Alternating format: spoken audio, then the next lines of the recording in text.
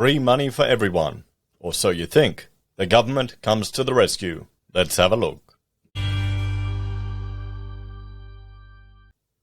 Hello everyone, Florian.Heise here, and welcome to another episode of HeiseSays. Grab your stein of coffee, because we're going to have a look at this article from Yahoo Finance. Nobody should feel stressed. New South Wales flags financial support. And, well, we can't be surprised at all anymore. It's the modus operandi of our different government agencies. Now, before we go through this article, let's just have a bit of a refresher. Now, the government has come to the rescue indeed over the last couple of years. And my concern is that that sets a precedent for expectations of government interventions into the economy. That means we won't have the creative destruction that's necessary in a free market economy to create new opportunities for people. Okay, you need to allow a whole lot of people losing money because of their stupidity or their hubris or their greed to, be forced to sell cheap to the young'uns or to the next people coming up or to the new businesses. But if we always protect and take care, well, the price is there ain't going to be that many opportunities, one might suggest. We have here Jobkeeper, 9% of Victorian workforce was nearly on it at one stage. You've got trading while insolvent provisions. Companies requiring external administration are about half of where they normally are. First recession in 28 years. Now, the problem is, people will say, look at what they did then. During that recession, they need to do it at the next one, and the next one, and the next one. And they won't care that there's a cost associated with this, or there's a price associated with all of this. They'll just think for the here and now. And you can't blame people, can you? You really can't. Juicing the market. I mean, these are long-term issues. Housing. It's all about housing, everyone. Everything in Australia is about housing. Home builder has just juiced the market. Building approvals are up. The cash rate is at nothing. 5 and 2% deposit loans guaranteed by the Australian government. Who would have thought that? 2%. 2%. And, well, negative gearing is a long-term issue. Up to 88 grand when you combine all the different grants that people were getting. I mean, there you go, guys. And the problem is, people will think that this money coming from the government is, it's free money. It'll help me get into the housing. Home builder worked perfectly. It stimulated the economy. It kept people employed. That's all the government cared about. They didn't want to make housing more affordable. They didn't want to provide social housing for political reasons. They wanted to keep people employed. So everyone's rushing out there to spend with their home builder money, with their grants, all that stuff they need. And the problem is that's an additional and increase in money supply. And you've got the candle effect. So let's just say we've got a whole heap of money being pushed to one sector, housing, renovations, new builds. That's an increase in the money supply. That's the injection point through the economy. So you're going to see a bubbling up in that economy for costs are driven up. Plus then you add GST onto that, so your 15 grand, well, you have to spend a minimum of $150,000, suddenly doesn't seem that appealing, does it? And then we also have councils just making it difficult. People wanting to, control the urban planning and urban fabric. And I understand you want some planning. You don't want just anarchist cities. But when inner city Brisbaneites feel like they can have a say on developments in other cities, and you've got green politicians trying to limit developments for low-cost housing, that kind of rubs me the wrong way. The not in my backyard crowd. You don't hear, this comic is making fun of people wanting wind power, but you're never going to see the wind turbines in the posh neighbourhoods, are they? Never. I'm more concerned with the not in my backyard crowd with regards to, our industrial capabilities here in Australia. You've got the loan deferrals. Who would have thought that would have been a thing? So let's have a look at this. How no one should be worried, guys. The government is coming to the rescue. Don't worry about it. And if you need it, don't be ashamed to take it. Because the government is screwing you over, guys. They're destroying your chance to do business. They're destroying your chance to work. What I would suggest is we need to look at how we can not realize the damage that this is all causing. So, and this is written by Lucy Dean on Yahoo Finance. Much of New South Wales will enter lockdown at 6 p.m. on Saturday. as the Delta COVID variant continues to concern authorities. Greater Sydney, Wollongong and Blue Mountains and the Central Coast are all impacted by the 14-day lockdown. New South Wales Premier Gladys Berejiklian announced on Saturday afternoon it will kick in from 6 p.m. on Saturday. She said residents impacted by the lockdowns shouldn't feel stressed about the financial ramifications of the lockdown. In the next few days, we'll be announcing support to businesses and also the federal government. Support to households kicks in at a certain time, and obviously that will kick in, she said. I mean, have you been affected by the lockdowns with regards to your business? For us, our real business is architecture, and the projects that we work on, usually we've got clients that are in the education sector at the moment, so it's essential. So they keep working. And, I mean, I only have to visit site once or twice, not that often on a job. So it doesn't affect us at all.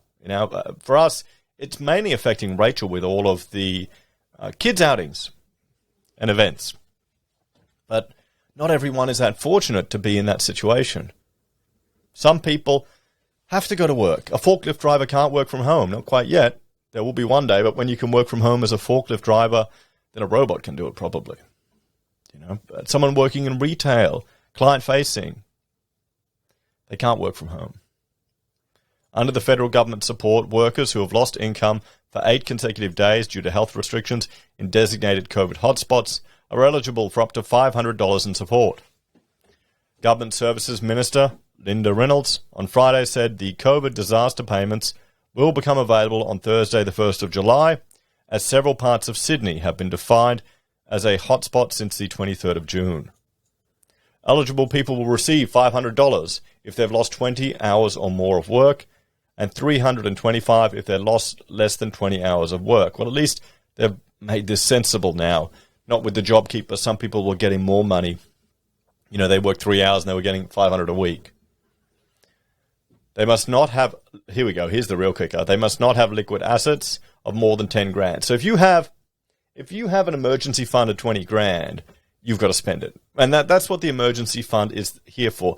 This payment isn't for everyone. This is not for everyone. This is for the people who just either are working to build up a fund. I'm hoping a lot of people will be now. You can't trust the government. You can't trust them. Or people who are just destitute or can't really even get to that level, or people who haven't quite figured it out yet. So that's why. It's the same thing with Centrelink. It's an emergency temporary payment for people who can't afford to support themselves. It's not income protection insurance. So I think some people are shocked that when there are all these liquid asset tests that, oh, wait, I've been paying tax, I'm not getting any money. Well, yeah, welcome to realizing what your taxes really are for. Anyway, Berejiklian said she will provide more details on the state support in the coming days. In the meantime, I don't want anyone to feel stressed more than we need to, and I don't want anyone to feel panicked about their financial situation. The Premier on Friday said she doesn't expect businesses other than those selling food, groceries and other essential products and services to stay open during the lockdown. A $1,500 pandemic leave payments are now available. While Sydney-siders are unable to claim the federal COVID disaster payments until June 1, some will be able to access the larger pandemic leave disaster payment. This $1,500 lump sum payment is open to people who have lost income after receiving an order from a health authority to isolate for 14 days. That could be due to a positive COVID test, close contact with a case, or the need to care for someone with the virus. However, it's not available to people with access to paid leave or government income support. So there you go. I mean, here's the thing, everyone. If you need to take advantage of these situations, or if there's a chance for you to get some free money, take it from the government. It's probably one of the few chances you're going to get, essentially, some of your own taxes back that you're paying. But we need to think about the bigger consequences here, everyone. The long-term implications of this government, free money. Free money. It's never free. Whenever anyone tells you, what's going on here? Whenever anyone tells you money is free from the government, they don't really understand. The government, taxes it out of us, or if you're an MMT proponent, will taxes it out of us to reduce the inflation rate. One way or another, we're working for the state. One way or another, guys. Even if even if you're making capital gains on overseas investments that have nothing to do with Australia, and then you've got to pay some taxes on it. If you've done really good on riding Bitcoin up, and now you're shorting it to the moon, you're still going to have to pay a big fair chunk of that to miss the tax man. So this is one thing we need to remember. We're looking at 1.298 trillion in national debt, state and federal, by 23-24. That needs to be. People need to remember this when you're calling for, free money. When you're hoping the government is going to take care of people. When you think, it's the right thing to do. You've got to understand nothing's free. Everyone, there is a cost associated with it. Now, going from this, I did a poll asking viewers: do you believe people will expect Jobkeeper to be deployed during future recessions? And at the time of this poll, which was 12 hours ago, and I've got another 30, it's at 800 now, same number, slightly gone up actually. Well, 71% said yes, 18% said no, and 11% said not sure. 11% said not sure. So let's have a look at some of the questions or the comments that people have left. And I thought Yogi Bear left a very good comment. I quite liked his. Or hers. What's a recession? I tried Googling it, and all I got was a 404 error message and some stuff about how that's racist. Well, this is the first recession a lot of people in the workforce are experiencing. This is the first technical, overall recession that I'm experiencing in the workforce. I was a child at our last recession. I remember my father's construction company just ground to a halt. Work got really quiet. And my profession has experienced a recession as an architect. We copped it a few years ago, but that was just as we were starting our practice. But we were quite lucky because we got into mining work. We did all this stuff other people didn't want to do. And now that's springboarded onto, now it's led into the education stuff that we're getting. So it's funny just what work leads to what. So Lewis Cypher, they will call it something else and insist it isn't Jobkeeper. Probably. The question is, will it evolve into UBI? Is that what some people are calling? Big companies received lots of Jobkeeper. It was a way of hiding new bailouts. They will definitely ask for it again this time. And honestly, I replied that's rubbish. Because the problem with Jobkeeper, it doesn't cover it. So, sure, some companies didn't need it. I know people who got it. Sole operators who didn't need it, but they took it. You can't blame them for taking it. The government takes enough of your money anyway. But what worries me is businesses that have kept the people on with Jobkeeper, and the businesses weren't going to survive, or you need to fire them anyway. And you've still incurred all of these other costs, the sick leave, the super, all these other costs that aren't covered by Jobkeeper. So UBI stimmy checks, Jobkeeper, election buyer, the sugar before inflation, interest rate rises, GST hikes, you'll regret it. Let's see, how do people reply to Bill? Will people still be bragging about their houses going up 10,000% when it barely buys them groceries? Yeah, well.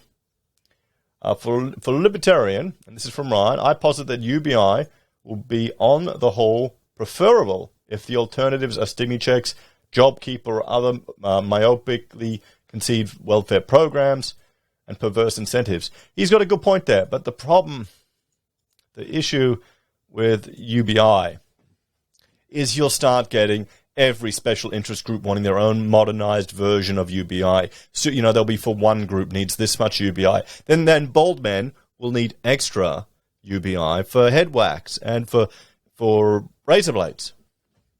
Completely reasonable, fair, and I'm sure everyone would agree, a necessity of life that we need to increase the UBI for bald men to shave their heads. 100%. Good opinion there, Ryan. But you get the issue there. They'll overcomplicate it. And I would love to see UBI introduced, and then everyone at Centrelink would be fired straight away and put onto UBI. Can you imagine seeing that? How would the unions react to that? Oh boy, that'd be fun. So, Gandalf, seems like selling the future to maintain the current illusion. I note numerous states moving forward on euthanasia laws during the pandemic. I suspect young people will be all for it being made compulsory. Well, hopefully not. There are some horror stories that come out of the Netherlands. There are some real horror stories where people, they're not even told that their mother wants to commit suicide by euthanasia, but then the hospital has to ring them up to take her belongings away. It's crazy. Another one for UBI. Hopefully, otherwise, I'll be in a bit of poo after a couple of months of no work. So Shane's doing it tough. Stick in there, mate. RT, yay, more free money for not working. Universal basic income in disguise to keep the distressed properties off the market. I mean, there's another one. Is this, I've been joking about Mortgage Keeper for some time. Is this just dressed up Mortgage Keeper? Is this what it is? Are we running a socialist welfare? There's already the alternative disaster payment. And if they can print money to pay for stuff, why are we still paying taxes? Because they need to keep us working with the tax cattle during future lockdowns. Unfortunately, yes, I'll ask sure, and it will become UBI. So there we have it, everyone. Most of you viewing the channel think there'll be calls or an expectation for Jobkeeper in the future, in future recessions. What do you reckon? Not looking forward to that one, but the precedent's been set now. You're seeing articles written on news.com. I think Tarek Brooker's writing it, or one of the other ones, where now the precedent's been set for the government stimulating the economy to this extent during a recession. So we shouldn't have recessions anymore. What do you reckon? Is that a future you want to live in? So the solution, I'd say perhaps if our tax burden wasn't so high, we're one of the highest tax countries in the OECD. We are already milked like anything, guys. Most people don't realize how much tax they pay. They don't actually have to do it. Here's the thing. If we got rid of pay-as-you-go and people had to pay the taxes themselves every quarter, they had to go into their bank account, put in the ATO BSB number, fill out all the forms, and send off their own tax. Do that themselves. See a big chunk of their money in their savings disappear. I think that would shift the Overton window further than you can imagine. All of a sudden, all of these people that are going, paying their fair share of tax, will realize what it feels like to actually pay tax. Because a lot of people haven't. They just see a summary at the end of the year. They don't notice it. They don't have that money in there. They don't feel it. It's very different when you have to send the money out. On tax day, I become a bloody anarchist, guys. I hate it, sending it out. It's painful. It's painful. You get the shakes. Or maybe that's just the fun of doing bass statements. But you know what I mean. I wonder if that would change it. So the person, the decision to implement pay-as-you-go is brilliant from a government's perspective. Because you feel like when you're getting a tax refund at the end of the year, you're getting tax back. Wow, how nice, the government's sending me money because I was forced to pay them more than was actually necessary. Isn't that nice? Anyway, thanks for watching. Please like, share, subscribe to the channel. Let me know your thoughts and opinions on this one in the comments down below. Should we do a video looking at UBI?